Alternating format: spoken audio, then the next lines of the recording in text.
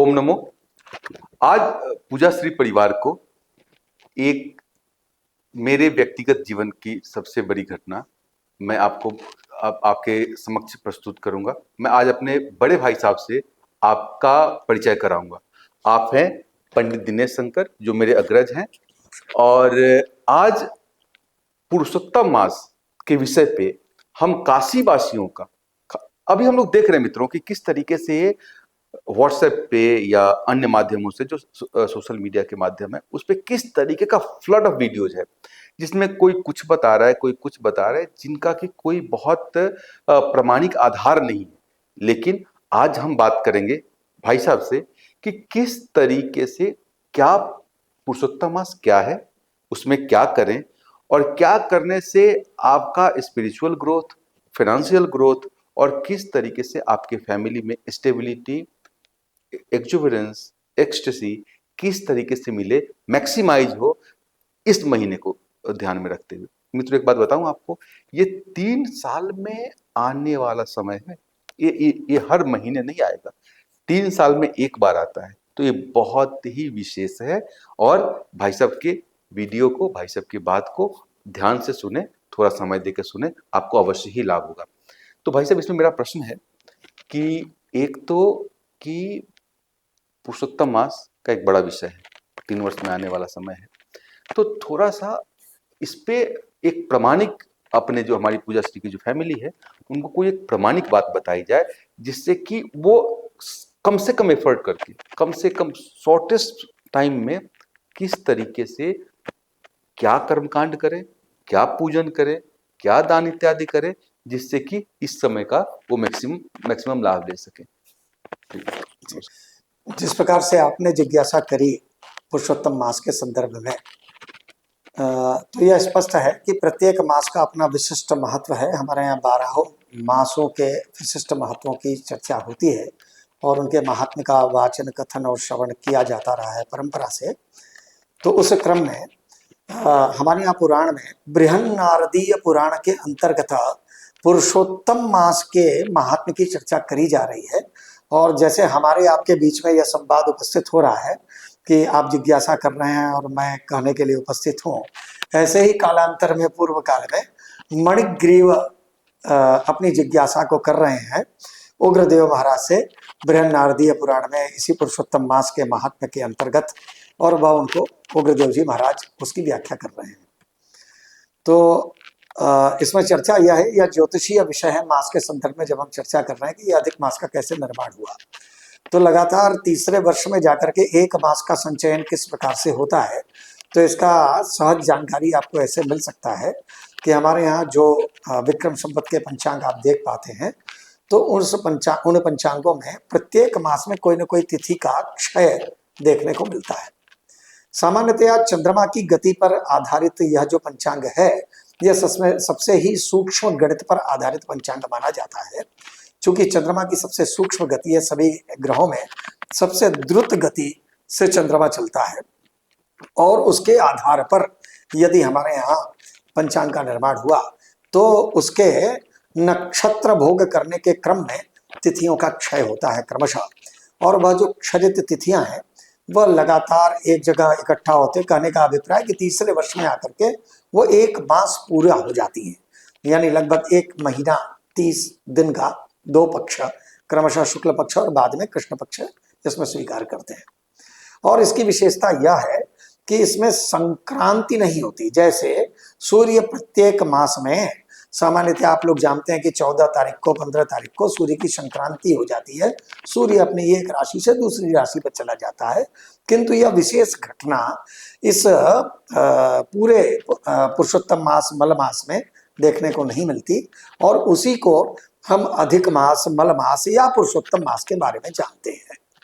और पुरुषोत्तम मास, इसका नामकरण कैसे होता है, तो स्वयं इस मल मास को क्षोभ होता है जब उसका नाम हम मलमास जानते हैं, इसलिए कि जो क्षरित हुई तिथियां हैं, वह क्षरित तिथियां इकट्ठी हो रही हैं, तो इसलिए उसको मलमास कहा गया। तो इस मलमास ने भी अपनी निराशा को जाकर के वैकुंठाधिपति लक्ष्मी नारायण के समक्ष जाकर के उसने प्रार्थना किया, निवेदन किया कि संसार में उपस्थित जितनी भी दृष्टिगत वस्तुएं हैं, सबका कोई ना कोई निश्चित रूप से अधिदेवता प्रत्यधिदेवता है, उसका कोई ना कोई प्रतिनिधित्व करता है। किंतु क्या कारण है कि हमारे इस क्षरित तिथियों के समूह में संक्रांति से विहीन यह जो मास प्राप्त हो रहा है, इसको मल मास कह करके लोग संबोधित कर रहे हैं, जो कि सुनने कहने और व्यवहार में अनुकूल नहीं है। तो क्या सभी वस्तुओं का अधिदेवता है और इस मास जो 3 वर्ष में विशेष रूप से निर्मित हुआ है, इसका कोई अधिपति नहीं है? क्या बात है, क्या तो वैकुंठाधिपति भगवान विष्णु उस मल मास को स्वीकार करते हैं और कहते हैं कि हमारी शरण में उपस्थित हुए हो, इसलिए इस मास को मैं अपना निजी नाम पुरुषोत्तम मास कहता हूं। इसलिए सभी 12 मासों में, यद्यपि भगवान गीता में कह रहे हैं कि मासों में मैं यह श्रेष्ठ मास हूं, किंतु 3 वर्ष में जो सर्वाधिक श्रेष्ठ मास है, वह 3 वर्ष में सर्वाधिक श्रेष्ठ मास पुरुषोत्तम मास कहा जाता है, जो कि प्रत्येक 3 वर्ष पर प्राप्त होता है। और भगवान की कृपा से, भगवान की जो प्रशंसा, स्तुति और प्रार्थना मलमास ने जाकर के करी है, उसके कारण उनको पुरुषोत्तम का नाम प्राप्त हुआ। और इसकी दोनों एकादशियों को कमला एकादशी के नाम से अभिहित करते हैं भगवान स्वयं, कि वह लक्ष्मी के नाम से अभिहित होकर के यह एकादशी भी प्रतिष्ठित होती है। इसलिए अपूर्व मास है। इसमें संक्रांति की विहीनता होने के कारण किसी भी नए नवीन कार्य के आरंभ को या संस्कार प्रकरण को करने को निषेध है, लोग नहीं करते, मलमास होने के कारण नहीं करते। किंतु इसमें सभी शुभ कर्म इत्यादि सब स्थगित हैं, तो ऐसे समय में दान, जप, स्नान, पूजन, तीर्थ, व्रत इत्यादि की बड़ी महत्ता कही गई है। किन्हीं भी सामान्य मास के मुकाबले यह सबसे ज्यादा महत्वपूर्ण मास पुरुषोत्तम कहा गया। जी भाई। तो भैया एक और निवेदन था मेरा कि जैसे पुरुषोत्तम मास के विषय में हमने बताया, इसमें क्या एक चीज करा जाए जिससे कि इसकी पोटेंसी को, इस मल मास को, या क्योंकि अब श्रीहरि का नाम इसको मिल चुका है, तो इस पुरुषोत्तम मास में एक ऐसा क्या चीज करे जिससे कि साधकों का फाइनेंशियल, स्पिरिचुअल और खास करके किस तरीके से उनको हरिपद की प्राप्ति हो, ये हम किस तरीके से सुनिश्चित करें किसी एक कार्य को करने से, तो बड़ी कृपा होगी मेरे ऊपर और मेरे लिसनर्स के ऊपर कि अगर आप इसके विषय में कुछ विस्तार से बताएं। मणिग्रीव महाराज के पूछने पर उग्रदेव जी महाराज इस प्रश्न का उत्तर कह रहे हैं। इसी पुरुषोत्तम मास के महात्म्य में वह सुनने के योग्य भी है और बड़ी सहजता पूर्वक हम सभी के करने के योग्य है, जिसमें कोई बहुत ज्यादा अपने को, कोई मैं कहूँ आसान शब्द में, तो कोई असुविधा नहीं है। तो इस संदर्भ में मैं आपको कहूँगा, येन में तीव्र दारिद्र्यम विलयम याति तत्क्षणात् अतुलम वैभवम लब्ध्वा विचरामि यथा सुखम कृतार्थोसी महाभाग यथातिथ्यम कृतम मम अतस्ते भावि कल्याण सपत्नीकस्य साम्प्रतम विना व्रतैर्विना तीर्थे विना दानैर्यत्नता दारिद्र्यम ते लयम याति यथा निर्धारितम मया कर्तव्यम दीपदानम च पुरुषोत्तम तुष्टये तेन ते तीव्र दारिद्र्यम समूलम नाशमेष्यति। अर्थात अभिप्राय यह है कि करने के लिए तो इस पुरुषोत्तम मास में बहुत सारे विषय कहे गए। तीर्थ यात्रा करें, दान करें, स्नान करें, जप करें, साधना करें, किंतु उसमें जो सहज रूप से सभी सामान्य गृहस्थों को करने के योग्य विषय है वह दीप दान कहा गया। और उस दीप दान मात्र के कर देने से, जैसा वेद में कथित बहुत सारे पुण्य हैं, जैसा पुराणों के श्रवण से बहुत सारे पुण्य प्राप्त होते हैं, स्वर्ग आदि फल की प्राप्ति के लिए कृच्छ्रायण व्रत इत्यादि जो कठिन तपस्या कही गई है, इन सबके करने से जितना भी पुण्य लब्ध होता है, इस पुरुषोत्तम मास में दीप दान करने से सभी पुण्य प्राप्त होते हैं। और इसकी अतिशयता तो यहाँ तक कही जाती है कि बार बार कह रहे हैं कि पुरुषोत्तम दीपस्य कलाम नारहन्ति षोडशी, कह चंद्रमा की 16वीं कला की भी बराबरी नहीं कर सकते ये सभी पुण्य, जितनी की एक दीप मात्र दान कर देने से अपने को प्राप्त हो जाता है, उत्तम, सभी दारिद्र्य उत्तम, का नाश और वैभव की प्राप्ति। उत्तम। जी, जी। तो ऐसे में किसी भी भांति जैसा हमारा सामर्थ्य है और या जैसा हमारा लक्ष्य है, तैल का भी दीपदान कर सकते हैं और घृत का भी दीपदान कर सकते हैं।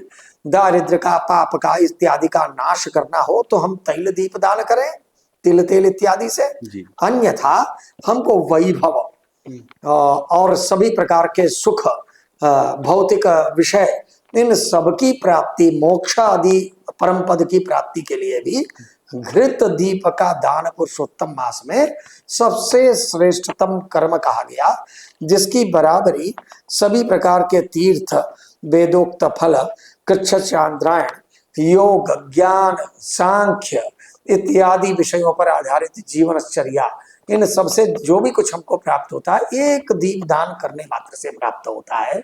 इसलिए भक्तों को चाहिए कि यथाशक्ति जैसा भी सामर्थ्य हो वह प्रति दिवस अथवा किसी विशेष तिथि पर पूरे इस पुरुषोत्तम मास में दीप दान की प्रक्रिया को सभी स्वीकार करें, उससे सभी प्रकार के फल की प्राप्ति बड़ी सहजता से प्राप्त होता है। उत्तम। तो भाई साहब, जैसे मैंने सुना है कि क्योंकि काशी की परंपरा से हैं हम लोग, तो पारंपरिक रूप से देखा जाए तो व्रत, त्योहार और वेदोक्त चीजों का करने का जो अभी भी जो एक कहें कि एक ऑथेंटिक जो तरीका है वो हमारे काशी में भी बची हुई है। तो काशी में अपने परिवार में भी भैया मैंने देखा है कि हमारे यहाँ पुरुषोत्तम मास में मास पर्यंत जो है हम दीप जलाते हैं और दीप का नंबर बढ़ता जाता है। आज जैसे अगर जो है पहले जी। दिवस को 1, दूसरे दिवस को 2, जी, तीसरे जी, दिवस जी। को 3, तो क्या ऐसे भी क्या हमारे साधकों को हाँ, इस तरीके से करना चाहिए? इसको करने के क्या जी, लाभ? जी। देखिए ऐसा है कि किसी एक विशेष बड़ी कामना को अपने पूर्ण करना हो तो उसको वृद्धि क्रम में किया जाए। वृद्धि क्रम कहने का अभिप्राय है कि प्रथम दिवस 1, दूसरे दिन 2, तीसरे दिन 3, ये क्रम चलता चला जाएगा। जैसा कि अभी चर्चा में मैंने पूर्व में कहा कि इस मास की विशेषता कि पहले शुक्ल पक्ष और बाद में कृष्ण पक्ष, अर्थात पहले पक्ष में अपने को पूर्णिमा प्राप्त हो जाएगी, तो इसको आरोह और अवरोह क्रम में 15-15 दिन का क्रम करते हैं।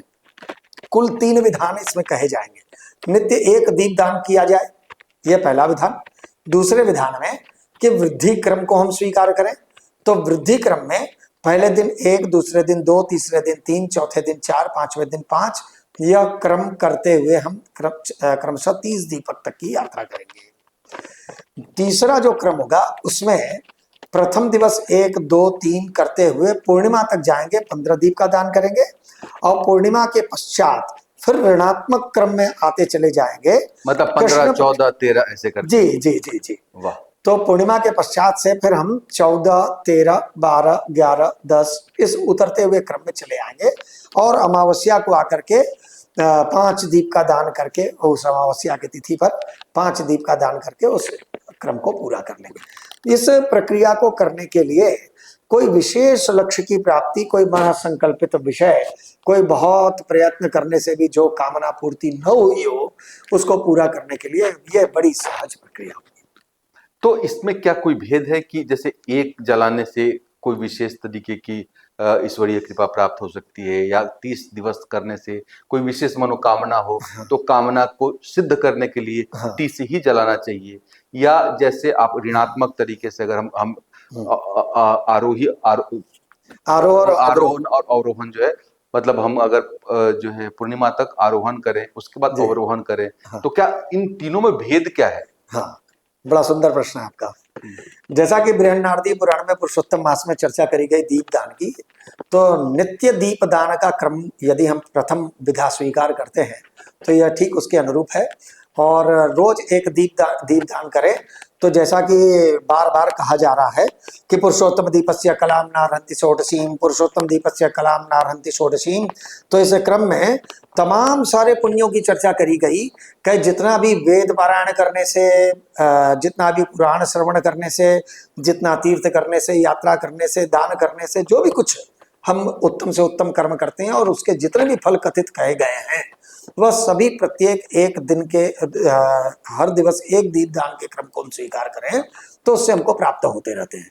किंतु इस क्रम में जब कभी हम अपनी आय, धन का आगमन, समृद्धि, ऐश्वर्य, वैभव इत्यादि की प्राप्ति का मात्र कामना रखते हैं, यानी वृद्धि की का कामना रखते हैं, तो वृद्धि क्रम को स्वीकार करना चाहिए कि प्रति दिवस एक दीपक, दूसरे दिन 2, तीसरे दिन 3, ये ऐसा करते हुए 30 दीपक तक जाना चाहिए। फिर यदि पूरे कुटुंब के निमित्त कोई एक दीपदान की प्रक्रिया को स्वीकार कर रहा है, तो सामान्य हमारे जीवन में दो बातें सदैव उपस्थित हैं। एक कि जो बाधा है, जो कष्ट है, क्या उसका शमन होना चाहिए, और जो हमको अभीप्सित कामनाएं सदैव बनती रहती है मन में, क्या उसकी पूर्ति होनी चाहिए। तो इस क्रम को प्राप्त करने के लिए 1 से 15वें दिन तक 15 दीपक, और फिर ऋणात्मक क्रम यानी तीसरे विधान को हमने स्वीकार किया, तो क्रमशः हम समृद्धि को प्राप्त करते रहेंगे। और दूसरा, जब कृष्ण पक्ष में हम प्रवेश करते हैं तो उसको ऋणात्मक करते चलते हैं, तो ऋणात्मक करते हुए अमावस्या तक जाते हैं, और अमावस्या तक जाने में यह संकेत प्राप्त होता है कि जो आदि व्याधि, जरा, पीड़ा, मृत्यु, भय, संकट इत्यादि विपरीत विषय हैं, कि उनका शमन नारायण की कृपा से होता चला जाता है। तो मित्रों, एक तरीके से जो भाई साहब जो हमें आशीर्वादित कर रहे हैं, वो ये कह रहे हैं कि भाई प्रथम दिवस से पूर्णिमा तक अगर आपके जीवन में किसी भी चीज को आप बढ़ाना चाहते हो, अपने धन को, अपने ऐश्वर्य को, अब आप कोई भी ऐसी चीज चाहते हो जो आपके तरक्कीगामी में, तरक्की जिसमें आप ऊपर ऊपर ऊपर पर जाना चाहते हो, उसकी कामना रखते हुए तो आप 1 तारीख आज से लेकर के और पूर्णिमा तक बढ़ते हुए क्रम में 15 दीपक का दान करें। और जब कृष्ण पक्ष का के प्रथमा से आपके जीवन में जिन चीजों को आप खत्म करना चाहते हैं, ऋण खत्म करना चाहते हैं, आप रोग खत्म करना चाहते हैं, कोई केस मुकदमे खत्म करना चाहते हैं, या कोई ऐसा विषय जिससे आप पीछा छुटाना चाहते हैं, ऐसे विषय की कामना करके आप कृष्ण पक्ष के प्रथमा से लेकर के अमावस्या तक दीपदान करें। अंत में जिस दिन आप इस व्रत का समापन करें, मतलब दीपदान के व्रत का समापन करें, उस दिन 1 दीपक तो आपके कामना का रह जाएगा, जो आपके मन में खराब चीजों को हटाने का जो कामना है उसका 1 दीपक, और 4 दीपक जो है आप अपने पुरखों के नाम से, अपने परिवारजनों के नाम से और सम्मिलित करके इस व्रत का उद्यापन पारायण करें, और भगवान लक्ष्मी नारायण का आशीर्वाद लेते हुए अपने जीवन में सुख सौख्य, धन समृद्धि और अपने पूर्वजों के आशीर्वाद को प्राप्त करके जीवन को अनंत भोग करें। तो जिस तरीके से पूर्व में आपने देखा कि किस तरीके से हम लोगों ने पुरुषोत्तम मास की विशेषता, उसमें क्या करें, ये विषय हमने देखा।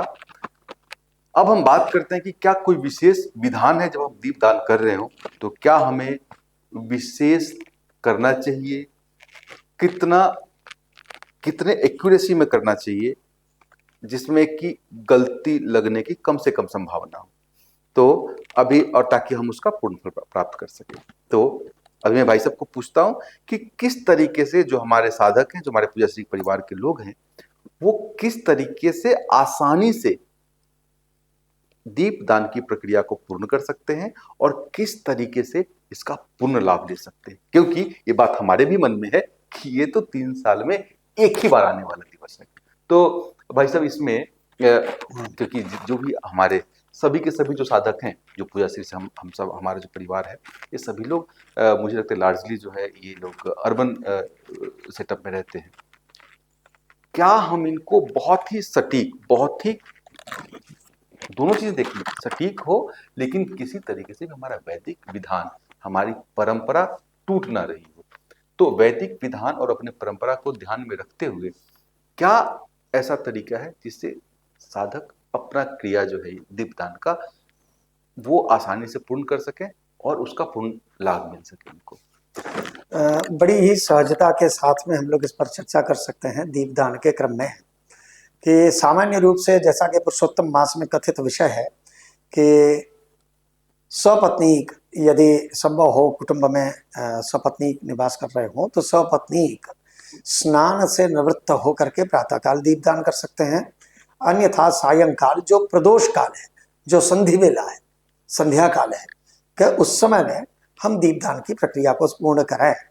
अपने को पूर्ण रूपेण शुचि करें, बाह्य और आभ्यंतर, भीतर और बाहर से। हरि का स्मरण करने से, पुंडरीकाक्ष भगवान विष्णु का स्मरण करने से हम अंत और बाह्य दोनों प्रकार से शुचि हो जाते हैं। तो सायंकाल के दीपदान के क्रम में मार्जन आदि से निवृत्त होकर के सपत्नीक सकुटुंब नारायण के समक्ष उपस्थित हो जो 3 प्रकार के दीपदान की प्रक्रिया कही गई उसको संपादन करें। यह करने की प्रक्रिया में 2-3 तरीके से कर सकते हैं। जैसे घर में उपस्थित पूजा स्थल में भी इस दीपदान की प्रक्रिया को कर सकते हैं, स्नान आदि से शुचि होकर के, अथवा घर में जो तुलसी भगवती का चौरा है उस स्थान पर करें, तुलसी के पौधे के नजदीक करें और लक्ष्मी नारायण को यह दीप समर्पित करें, पुरुषोत्तम भगवान को दीप समर्पित करें। अन्यथा किसी मंदिर में जाकर के भी इस कार्य को संपादन किया जा सकता है। इसमें कहीं भी कोई जटिलता का विषय नहीं है। हम प्रातःकाल स्नान आदि से निवृत्त होकर के तत्काल कर लें दीपदान, अथवा सायंकाल पुनः आचमन मार्जन इत्यादि शुचिता के साथ सकुटुंब उपस्थित होकर के मन में भगवान लक्ष्मी नारायण को निरंतर स्मरण करते हुए अपनी कामनाओं सहित उस दीपक को हम निवेदित करें, उस दीपक का दान करें प्रभु के समक्ष। इतना ही सर्वाधिक महत्वपूर्ण विषय कहा गया इस पुरुषोत्तम मास के अधीन। यद्यपि बहुत सारे दान इत्यादि कर्म कहे गए, किंतु उसमें दीपदान सर्वाधिक श्रेष्ठ विषय कहा गया। तो ऐसे में हम सुचिता पूर्वक दीपदान करें, 3 में से किसी भी स्थान पर करें, तो यह बहुत सहज ही हमको हमारे सभी मनोरथों की प्राप्ति कराने में सक्षम अनुष्ठान होगा। तो इस तरीके से आपने देखा कि भाई साहब ने हमें आशीर्वादित किया किस तरीके से हम इसको सहजता से कर सकते हैं। आप चाहें तो अपनी पत्नी के साथ, आपकी पत्नी स्वयं आपको रिप्रेजेंट करते हुए भी कर सकती हैं, आप स्वयं अपने परिवार को रिप्रेजेंट करते हुए भी कर सकते हैं। आप अपने घर के मंदिर में तुलसी के पौधे के पास या अपने घर के समीप के किसी मंदिर में दीपदान कर सकते हैं। आप एक दीप 30 दिन तक जला सकते हैं। आप एक दीप 15 दिन और 15वें दिन, कृष्ण पक्ष के 15वें दिन से 16वें दिन से लेकर के 30वें दिन तक घटते हुए क्रम में दीप जला सकते हैं। और ये क्रम करके सिंपल है, सिर्फ दीप जलाना है, अपने पितरों को याद करना है, अपने इष्ट को याद करना है और श्री हरि के चरणों में अपने ध्यान को केंद्रित करते हुए अपने उन सभी तमाम इच्छाओं को जिसको आप बढ़ाना चाहते हैं उसके लिए प्रतिपदा से लेकर के पूर्णिमा तक एक दीप बढ़ते हुए क्रम में, और जिन चीजों को आप अपने लाइफ से हटाना चाहते हैं वो कृष्ण पक्ष के प्रथमा से अमावस्या तक एक दीप घटते हुए क्रम में करें। और देखिए आपके जीवन में क्या आनंद आता है, क्या उल्लास आता है और किस तरीके से श्री हरि लक्ष्मी नारायण स्वयं आपके जीवन में किस तरीके से सुख सौख्य, धन समृद्धि और किस तरीके से उन्नति का मार्ग प्रशस्त करते हैं। इन्हीं शब्दों के साथ आप सभी साधकों को पुरुषोत्तम मास की हमारे पूजा श्री की तरफ से खूब सारी बधाई।